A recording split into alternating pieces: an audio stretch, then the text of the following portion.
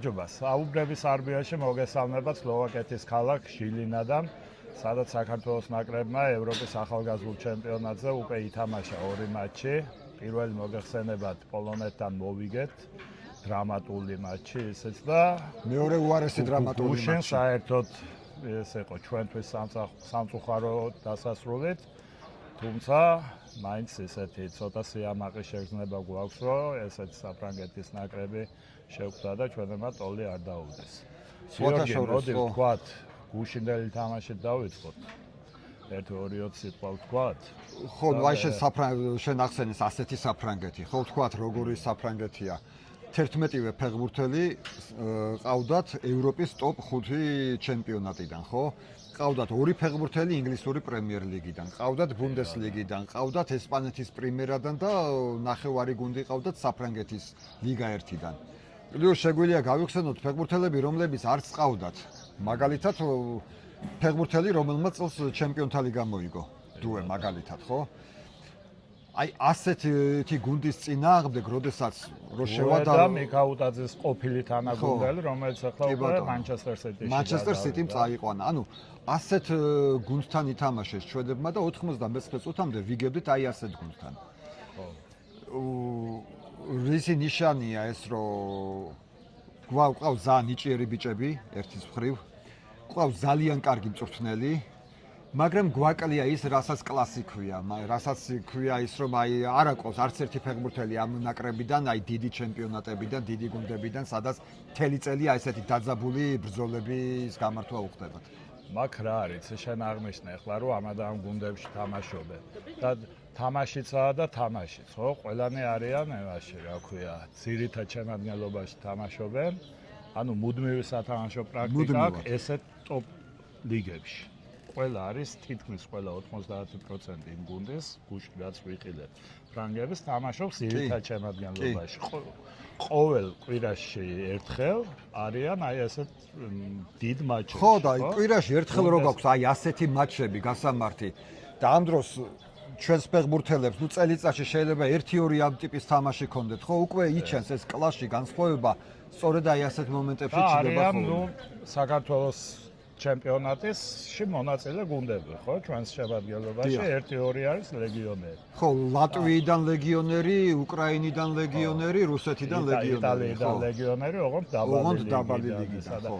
ეხლა ძნელია, ხო, იმ ტემპს, იმ წნეხს გაუძლო, რაც გუშინ შეტავაზა ფრანგმა ფეხბურთელებმა ჩვენებს, ხო? და ამის მიუხედავად, როგორი აი შანსი ჰქონდა, ის არის ხო გულდასაწყვეტი, რომ ასეთ გუნდთან, აი ასეთი შემადგენლობა, ასეთი ვარსკვლავური შემადგენლობით, ხო, მეტოქესთან 99 წუთამდე ვიგებდით.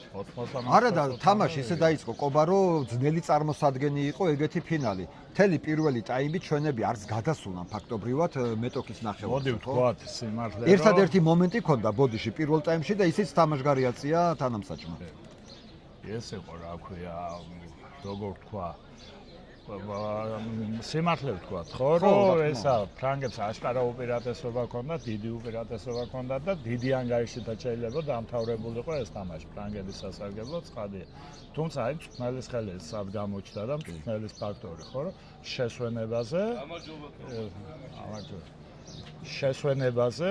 შესვენების შემდეგ გუნდი უკვე სხვა ფორმაში იყო, ხო? აქ ბევრი ქართველი დადის საკეთ იქით და ამიტომ ხშირად მოგვესალმებიან ქართველები არ გაგიკვირდეთ. კი, ვთქვათ, რომ აქ ჟილინას ცენტრში ვართ, ახლა ცენტრალურ ნაწილში ვართ და ქართველებით თითქმის სავსეა ეს პატარა ქალაქი. მწვრთნელზე ამბობდი. ხო, მწვრთნელზე ვამბობდი და მეორე ტაიმში საერთოდ სხვანაირი გუნდი. აბსოლუტურად განსხვავებული, კი.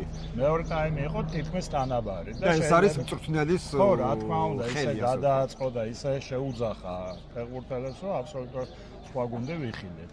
და შენ არ იყოს, ახლა 1-0-ს ვაგებდით და 2 გოლი დავწინაურდით. ხო, თავიდან რო გაგეტანა 1 გოლი კიდე ისე რა ქვია, რაღაცას იტყოდი სხვას, მაგრამ ახლა 1-0-ს აგებ და მე ატრიალებ თამაში 2-1. და აი მაგ გამოჩნდა ზუსტად საქართველოს ჩემპიონატის დონე და ტოპ 5 ჩემპიონატის დონე. ეს არის განსხვავება. შესაბამისად ფეხბურთელებს ამ ფრანგებმა ჩართეს დაამატებითი სიჩქარეები.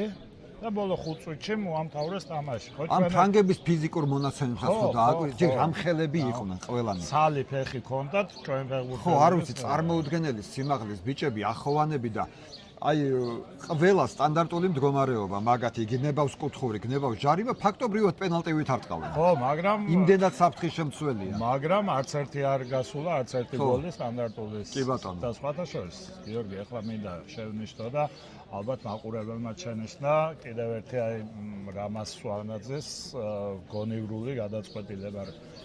კუთხურები თუ დააკვირდი ჩვენი პირველი კუთხური, ჩვენი ფეხბურთელები განლაგდნენ მეტოქის კარის ხაზზე. ზუსტად კარის ხაზზე, დიახ. ანუ იქ ჩაიყვანეს საფრანგეთის ცველები, შესაბამის კარის ხაზზე და აქეთ იყვნენ ესე ჩვენები დამრტყმელები. როგორც წესი, ხო, განლაგებულები არიან, აი მეკარის მოედნის სიახლოვეს, მაგრამ იქ რო შანსი არ იყო. კიდე იქიდანაც წინ წავედი და კარის იქ იმიტომ რომ კარის ხაზზე თავით მოგების შანსი ხო ძალიან მინიმალური. ხო, წარმოუდგენელი სიმაღლის იყო ყველა ფრანგი. შესაბამისად, ის კუთხური გათამაშდა და უბრალოდ რაღაც ჩანაფიქრი აირია. თორე ძალიან სახიფათო მომენტ შეიძლებოდა შექმნილიყო და რამაზ ვანაძის რასაც რეაქციასაც დავაკვირდი, რომ ეს რა ქმნესო რაღაცა, ესე რომ ანუ ერთი პასი დააკვრა, დროულად ვერ გაკეთდა რა. ისე როგორი დაღვრემელი იყო არა მატჩის შემდეგ რამაზი.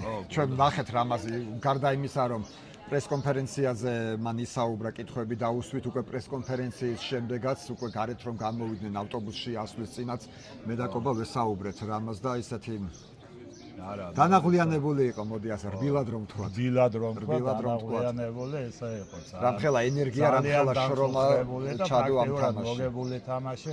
მოდი აქვე ვთქვათ საჯეს ფაქტორსაც, გიორგი. რომ ესეთ თამაში და ის მეორე გოლიც. ჩვეულებრივ ესეთ დროს საჯე ამთავრებს ხოლმე თამაში. კუთხური ჩაწონდა თუ გახსოვთ? კი. კუთხურიდან მოიგერეთ. მთელი ქართველების ტრიბუნა იქ ვლოცულობდით, რომ ამოიტანონ ბურთი და დამთავრებული ლოგიკით, როდესაც უკვე ანუ თქვათ დაამატა 90 წუთს, დაამატა 6 წუთი. ამ 6 წუთს გამოვიდა რომ კიდე 7 წუთი დაამატა. არა, ეგ ნუ გასაგებია იმ 6 წუთში რაღაცა ტრავმა მიიღო. კი ბატონო, თუმცა ეგიც მაინც ზედმეტი იმეჩვენება, მაგრამ შენ რასაც ამბობ, ზუსტად ეგრეა. გათამაშდა ბურთი ჩვენ საჯარიმოში, გამოვიტანეთ ბურთი და ამ დროს მთავრდება თამაში. ცენტრში ავიდა ბურთი და ამ დროს საჯმა დახედა საათს. 13 წუთია უკვე გადაცილებული 90 წუთს აი ამ მომენტისთვის, როცა ჩვენ ამოვიტანეთ ბურთი, საჯმა დახედა და რა მოხდა? გააგრძელებინა ფრანგებს თამაში. საათს დახედა, ყველამ ვიფიქრეთ, რომ ეგ არის და დამთავრდა თამაში და ამ დროს კიდე ერთი შეტევის. ანუ ფრანგების გოლამდე იყო ეს თამაში, ეგრე გამოვიდა. გამოვიდა რომ ფრანგების გოლამდე ფათაშორის ისე ვთქვათ, ჩვენ ნახეთ ხო ერთად ის ვიდეო და ლაივში ვნახეთ ფრანგი კომენტატორების რეაქციები იქ რა ხდებოდა ტრიბუნაზე მოკლედ ხო მაყურებელს უთხრათ რომ ჩვენ სადაც ვიჯექით ვისხედით პრეს ლოჟაში ზუსტად ჩვენს უკანა რიგში ისხდნენ ფრანგი კომენტატორები რომლებსაც ფრანგული არქივისთვის მიყავდათ ტელერეპორტაჟი სამი კომენტატორი ვერ წარმოიდგენთ ბოლო წუთებზე რა ჭირდათ ჯერ ჩვენ რო ვიგებდით 2 თერს რა ჭირდათ აი შეშლი წაშლილი სახეები ქონდათ წაშლილი და კენაღამ გადმოვარდნენ იმ ტრიბუნაზე საბა საზონოვის მეორე გოლის მერე ქონდათ წაშლილი სახეები რაღაცას ბღაოდნენ თვითონ არ იცოდნენ და მერე თვითონ რო გაიტანეს ხო ნუ კიდე რაღაც წარმოუდგენლობა დაემართა მანამ თვითონ გაიტანენ ანგარიშს მანამ გაათანაბრებდნენ და მით უმეტეს გამარჯვების გოლს მანამ გაიტანენ ხო საერთოდ რა დღეში იყვნენ ნახეთ ჩვენ რაღაც ნუ წარმოუდგენელი ემოციები ჩვენმა კომაგებმა როგორც ყოველთვის ძალიან მაგრა იმუშავეს, ვიტყვი ამ სიტყვას იმუშავეს, იმიტომ რომ მთელი თამაშის განმავლობაში გამხნევება არ მოკლებიათ ჩვენს ბიჭებს. კი ბატონო. სხვათა რომ წაგების მერეს გამხნევება არ მოკლებიათ ჩვენს ფეხბურთელებს. აღარ გვიკვირს ეგეთი ამბავი, საჩვეულებრივი. გიორგი, მოდი ვთქვათ ახლა მომავალ თამაშზე პორტუგალიასთან ხო დავიწყოთ ცუდი ამბით. დავიწყოთ ცუდი ამბით. ეს ოფიციალური ინფორმაცია არ არის, თუმცა შეგვიძლია 100%-იანი სიზუსტით მაინც ვივარაუდოთ, რომ საბა საზონოვი არ გვეყოლება ამ თამაში და საბა ისედაც რამხელა ძალაა. გნებავს დაცვაში და გნებავს თავდასხმაში ეს გამოჩნდა, კი, გამოჩნდა და თან კიდევ იმის გათვალისწინებით, რომ ჩემპიონატის წინ მეორე ისეთი ახოვანი მცველი გამოგვაკლდა გოგლიჩიძე. და ჩათვალე რომ ახლა ჩვენ ისედაც არ ვართ ქართველები განებივრებულები ცენტრალური მცველი აღარ დიახ. გვეყოლება და ნუ ხო. ეს მე და ვიტყვი როდესაც რომ ორი ასეთი მცველი გვაკლდება ეს ძიაკვე ექიმებმა თქვენს რომ ნუ გამორიცხულია მისი ყოფნა უпроსორად რო ითამაშოს თეორიულადაც რომ დაუშვათ რომ შეძლოს თამაში ხო და ამიტომ ბუნებრივია გამორიცხულია რომ ამ თამაში ჩვენ საბას ჯანმრთელობით ასე გავრისკოთ დაუშვებელიც არის უბრალოდ რაც არ უნდა მნიშვნელოვანი იყოს ეს პორტუგალიასთან თამაში საქართველოს ნაკრებისთვის როდესაც აი სასტორზე დევს ფეხბურთელის კარიერა ფაქტობრივად იმიტომ რომ არაფრით არ შეიძლება ახლა მას კიდე რო რაღაც გაუმიზესდეს ეს ტრამვა და აქედან გამომდინარე წარმოუდგენელია ექიმებმა ფეხზე რომც გაიაროს საბამ წვრთნელი არ მიცემს თამაშის უფლებას არ დააყენებს შემადგენლობაში იმიტომ რომ კარიერას ამთავრებინებს ამე ისეთ საშინელი ტრამვა და ნუ აფერუნ თქვათ რომ საზონოვმა ეს ორი თამაში ითამაშა 9 თვიანი პაუზის შემდეგ პირველად ნაკრებში. სხვათა შორის საზონოვს აფრთხილებდნენ კიდევაც რომ არ შეიძლებოდა სრულად 90 წუთის თამაშის პოლონეთთან თამაშზე ვლაპარაკობთ რუმინეთთან.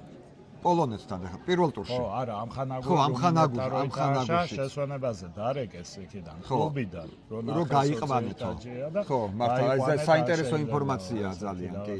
აქ თვითონ მოითხოვა და უნდოდა რომ ათამაშეთ ეს და ნუ იმედია ყველაფერი კარგად ხო რა თქმა უნდა გულშემატკივრობთ საბას ყველანი ნაკრებისთვის როგორ იქნება პორტუგალიასთან საბას მშობლებიც აქ არიან ძალიან კარგი ხალხი ძალიან კარგი სასიამოვნო ხალხი გამოდგა საბას ოჯახი საბას მშობლები დედა მამა და ძმა არიან აქ და პორტუგალიაზე რა შეგვიძლია ვთქვათ პოლონეთს გადაუარეს პორტუგალიამ, პორტუგალია ხა მე არ მინახავს თამაში, მაგრამ ანგარიშიდან ჩანს ახლა. ერთმა ჩვენმა კოლეგამ თქვა გუშინ, რომ აი პოლონეთმა იმდენი ენერგია შეგვალიაო ჩვენო. რომ პორტუგალიასთან ვეღარ დადიოდნენ, ასე თქვა და ნუ ახლა მე შორს ვარ მაგაზრისგან, ახლა ჩვენები თუ უგებდნენ საფრანგეთს, ჩვენებმა მეგონი უფრო მეტი ის დახარჯეს პოლონეთთან და რაც მე მგონი პორტუგალია არის ძალიან მაგარი გუნდი, სერიოზული გუნდი და თუმცა ჩვენ გვაქვს ორი ტესტი ჩვენ დავამარცხეთ ეს პორტუგალია. არა, დავამარცხეთ, ხუმრობდი რომ ჩვენი ბულკია თუ პორტუგალია. კი, ბუნებრივია ის შემადგენლობებშიც, რა თქმა უნდა, ჩვენი შემადგენლობაც ნიშნულოვან წინაწილად სხვა არის და პორტუგალიისაც, თუმცა დამარცხებული ყავს. დავამარცხეთ და ძველგაზრდულშიც, კი. დავამარცხეთ და გერმანიაში ევროპის ჩემპიონატზე და გავედით პორტუგალიის დამარცხების შემდეგ. იქნება რა ვიცი. წინა ახალგაზრდულს პორტუგალიის დამარცხებით გავედი ჯგუფიდან. რა იცი, უნდა გასამდეს. უნდა გასამდეს, ხო? ხო და რა ვიცი. არ ვარ წინა აღვლეგები გასამების. იქნება გაგვიღვინოს დედმა, მაგრამ მე მგონი ძნელი იქნება თან საზონოვის გარეშე დაცვა. არ ყავს ფაქტიურად გოგლიჩიძე ტრამვირებულია, საზონოვი ტრამვირებულია. და ემოციური ფონიც ალბათ ისეთი გვაქვს, ხო? ემოციურიც ეს არის. აი ასეთი წაგების მერე ცოტა ალბათ იქნება ცოტა მძიმე ემოციური ფონი. თქვა იქ პრესკონფერენციაზე, რომ ფსიქოლოგიურადო ჩვენ გუნდი ძალიან კარგად არის მომზადებული. უბრალოდ აი რამაზმა რაც თქვა, ჩვენს ალბათ სრულად უნდა გავიზიაროთ, რომ აი ეს არის. შედარება, მოკლედ შეადარა საქართველოს ჩემპიონატში თამაშობენ ეს ფეხბურთელები და ნუ დაეტყოთ კიდევაც. ნუ 4-1 შემდეგ ჩვენები კითხვაც ხო იყო, რატო არ გააგორეს ბურთიო და რამაზმა თქვა, არ შეეძლოთო და არ შეეძლოთ, ხო. და ეგ არის ეს უკვე ის ფაქტორია, რაც მწვრთნელზე აღარ არის უკვე დამოკიდებული, ხო? იმიტომ რომ როდესაც მთელი სეზონი ფეხბურთელები მიუჩვეველები არის, არც ერთი თამაში ფაქტობრივად ასეთ ინტენსივობით არ ჩაუტარებიათ. ფრანგები კი ყველა თამაშს ასეთ ინტენსივობით ატარებენ. აი წარმოუდგენელია ფაქტობრივად, რომ აი ბოლომდე გაძლო. თან 90 კი არა, 103 წუთი გაძლო. გუშინ ჩვენ რასაც ვსაუბრობდით, გასოს მე და შენ რომ ამ დროს უნდა გააფუჭო თამაში, ხო? როცა 2-1 მიყავს. 2-1 მე უნდა გაგვეფუჭებინა თამაში. დარჩა 5 წუთიც არ იყო და ვეძიც გილავა, რა ვიცი, ყვითელი ბარათიც აი რასაც ქვია, ხო? იქეთ გადაგვეგდო, აი რაღაც უნდა გაგვეფუჭებინა, რასაც ქვია თამაში. ზუსტად, მაგრამ როგორც თამაშის გაკეთებას უნდა თავი და ღონე, ისე უნდა გაფუჭებას. კი, გაფუჭებასაც ჭირდება. ხო, რაღაცა შესაძლებლად არ ქონდა თავი უბრალოდ გამოფიტულები იყვნენ აბსოლუტურად და 10 მეტრში პას ვერ აკეთებდნენ. ხო, კიდე რა მინდა იცი თქვა, რატოა? აი გამო ფეხბურთელზე ვამბობ, ხო? რომ იმსახურებენ უკვე კარგ ევროპულ გუნდებს, მაღალ კლას, მაღალ ტოპ ლიგებს და ასე შემდეგ, ასე შემდეგ. ჩემი აზრით აი ამ ისეთ ხო კარგი ფეხბურთელები ყავს, მწვრთნელიც ძალიან მაგარი ყავს, მწვრთნელიც უკვე ძალიან მაღალი კლასის მწვრთნელია რამაზე. ძალიან მაღალი. ხო არ გაუშვათ სადმე. არა, მწვრთნელი მოდი არ გაუშვათ, უბრალოდ დავაფასოთ და აღვნიშნოთ, არ გავიღალოთ იმის საქმეში. საქმეში. აუშვათ მიგულისხმე სადმე ტოპ კლუბში, ტოპ ლიგაში სადმე. ხო, მაგრამ ჩვენი ნაკრების მაგრამ მე ძალიან მგონია, რომ დარწმუნებული ვარ, რომ სამიოლის მემკვიდრე სწორედ რამაზი იქნება, ხო. ღრმად ვარ ამაში დარწმუნებული. ხო, ნუ აბსოლუტურად ლოგიკურია, რომ რაღაც და თქვათ ფეხბურთელებსაც, რომ გუშინ რამდენიმე ფეხბურთელებმა მეკარით დაწყებული, ისეთ დონეზე ითამაშა, აქ მილიონის სკაუტია, ესრებიან მატჩებს. და მე ამაშიც დარწმუნებული ვარ, რომ ამ ჩემპიონატის შემდეგ ბევრი რაღაც კარგი წინადადება იქნება ჩვენი გუნდების. ამ ახალგაზრდული ასაკობრივი ჩემპიონატების მთელი არსიც ხო ეს არის. რომ ახალგაზრდა ტალანტი აღმოაჩინა. მთელი დატვირთვა ეს არის ამ ჩემპიონატების და იყო საფრანგეთთან თამაში, საფრანგეთში ჩვენები უკვე წარჩინებულები არიან და ყოჩაღობენ, ნუ პარაზე ვარ თქვა, არაფერი საერთოდ, ეგ ჟორჟი არის, ეგ სურიკო დავიდოშვილია და ფრანგებმა იციან ქართველები ვინ არიან. და შესაბამისად გუშინაც ჩაინიშნა. სხვადასხვა მაყურებელის მნიშვნელოვნად თითქმის ორჯერ მეტი იყო გუშინდელ თამაშზე, ვიდრე პირველ ტურში პოლონეთთან. საკვირველად, იმიტომ პოლონეთი აგერ მეზობლადაა, ყურის ძირშია. ой, ხო, გუშინ ასეთი ინფორმაციაც იმას ხნეს მოვიპოვეთ, რომ გულშემატკივრების რაოდენობით საქართველო არის მესამე ადგილზე ევროპის ჩემპიონატის მონაწილე 16 გუნდს შორის. მათ შორის ჩვენზე წინ ვინც არის, მასპინძლები არიან. და პოლონელები. და შემდეგ ვართ მესამე ადგილზე ჩამოსული გულშემატკივრების რიცხვით ვართ ქართველები, ესე ძალიან კარგი. ჟურნალისტების რაოდენობითაც პირველ ადგილზე თუ არის, სამეულში ნამდვილად ვიცი. ეხლა აი ელემენტარულად აი მაყურებელს უთხრათ, ხო? პრესკონფერენციებზე რამდენი ქართველი ჟურნალისტი ვხედავთ და რამდენი ფრანგი. ხო, ორი ფრანგია სულ და ისიც ფედერაციის პრესამსახურის წარმომადგენელი როგორც გავარკვიეთ. და ამ დროს ასეთი ვარსკვლავური ნაკრები ყავთ, ახალგაზრდული, მაგრამ უკვე ვარსკვლავური ნაკრები და ჟურნალისტები დიდად აქტიურები არ არიან. როგორ აიცი, ბუნებრივად ჩვენთვის არის მეორე ჩემპიონატია, აქტიურად და ისინი ყოველ წელს იქა. მოდი ესეც ვთქვა და უთხრათ ჩვენ სულფას მაყურებელს, რომ საქართველოს ნაკრებმა ისტორიაში პირველად გუშინ წააგო ევროპის ჩემპიონატს. ნუ იქ ისრაელთან წინა ევროპაზე საქართველოში რაც ჩატარდა, ის თამაში ფრედ მორჩა და პენალტების სერიაში დამარცხდა ჩვენი გუნდი და გუშინ დამარცხდა 90, უბრალოდ 90 პლუს 12 ხო, იქამდე ქონდა, ანუ ეს იყო ევროპის ჩემპიონატების ფინალურ ეტაპზე საქართველოს ნაკრების მე-6 მატჩი. წინა 5 მატჩში ბალანსი ქონდა 2 მოგება, 3 ფრე და არც ერთი მარცხი და აი პირველად დავმარცხდით. ისე როგორ ჟღერს არა რომ საქართველოს ნაკრების პირველი მარცხი ევროპის ჩემპიონატების ისტორიაში. ხო, ის ლამაზად გამოდის. ხო, შეიძლება ეს სინამდვილეში ის არის, ხო. 6 მატჩიან სერიაზე აქვს ლაპარაკი, მაგრამ ძალიან კარგი ჟღერადობა აქვს. ხო, ნუ თუ არ დავამატებთ, რომ მეორე ჩემპიონატი იყო ჩვენთვის, ჩვენივრად და სხვათა შორის მინდა ერთი სტატისტიკური მონაცემები თქვა და უთხრა, საინტერესო, ძალიან საინტერესო. საქართველოს ნაკრებისთვის არის მეორე ჩემპიონატი, ხო? ევრო 21 წლამდე ევროპის წლამდელთა ევროპის ჩემპიონატების ისტორიაში. ნუ რომელიც წლიდან 78-დან თუ არ ვცდები, თუ 80-დან, სადღაც მაგ პერიოდიდან იღებს სათავეს ევროპის ახალგაზრდული ჩემპიონატი. ნახევარი საუკუნე ვთქვათ, მოდი. ხო. ანუ ყველაზე მეტი მატჩი აქვს ჩატარებული რუმინეთის ნაკრებს, ხო, გასაკვირია. ხო. და საქართველოს ერთი ევროპის ჩემპიონატი ითამაშა. და ხუთეულში არის დისციპლინარული სასჯელები. ხო არა? ესა მე-5 ადგილზეა ყვითელი წითელი ბარათეთ. ანუ რამდენი ყვითელი და წითელი მიიღო ჩვენმა გუნდმა იქ საქართველოში იმ 4 თამაში. ხო წარმოგიდგენია არის მთელი ისტორიაში. არის მე-5 ადგილზე. ეს არ ვიცოდი, ძალიან საინტერესო ფაქტია. თუმცა აქაც ალბათ მხოლოდ დისციპლინაზე ლაპარაკი არ შეიძლება, იმიტომ რომ სიტუაციასაც გააჩნია, რა სიტუაციაში იღებ იმ ყვითელ ბარათს. ფაქტი. ხო, ფაქტად საინტერესოა, უდავოდ საინტერესო ფაქტია, კი. აი, ველოდებით პორტუგალიას. ბოლოში გიორგი და თქვენთან ერთად გულშემატკივრობთ საქართველოს ნაკრებს პორტუგალიის წინაშე. ზეგარის პორტუგალიასთან მატჩი. დავემშვიდობებით ამ ქალაქს, 8 საათზე საღამოს.